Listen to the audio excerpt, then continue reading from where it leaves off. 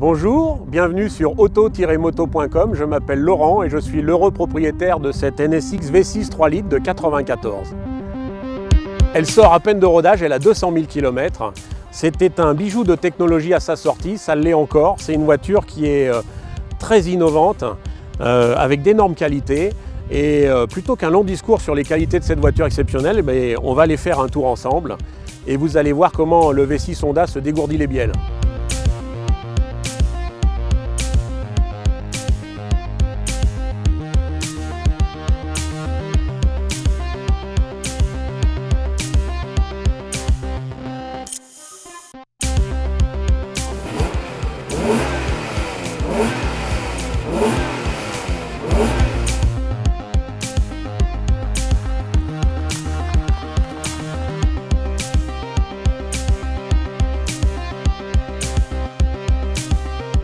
Bienvenue à bord de la Honda NSX V6 3 litres, 274 chevaux, donc un modèle de 94 identique au premier commercialisé en 1990. C'est un moteur qui pour l'époque avait une puissance au litre assez phénoménale.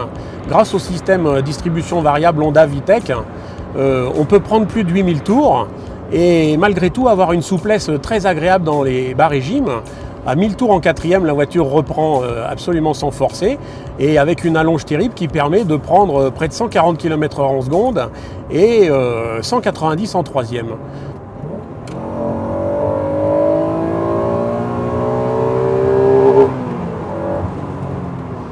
Voilà, jusqu'à plus de 8000 tours avec une allonge très agréable, un moteur vraiment très sympathique.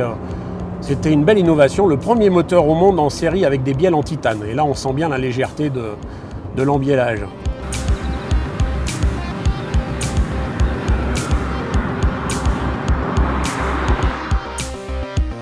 Parlons maintenant du comportement routier. C'était une référence à l'époque. Le metteur au point, c'était Ayrton Senna. Donc on imagine les références du pilote d'essai. Et c'est une voiture qui, plusieurs années de suite, a été élue meilleure tenue de route du monde par un magazine britannique prestigieux. Donc on a une tenue de route vraiment très efficace, très sûre, très facile. C'est facile d'aller très vite sans se faire peur. C'est extrêmement sain et c'est une des rares voitures au monde qui pour l'époque avait une déportance négative, c'est-à-dire que c'est une voiture, plus elle va vite, plus elle pèse lourd.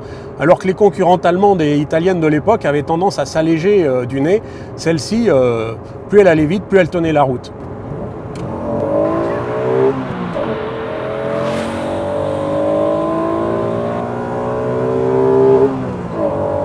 Parlons maintenant de la fiabilité. Pour ceux qui roulent en Honda, je ne vais pas leur apprendre grand-chose, mais c'est une voiture réellement exceptionnelle au niveau de la fiabilité.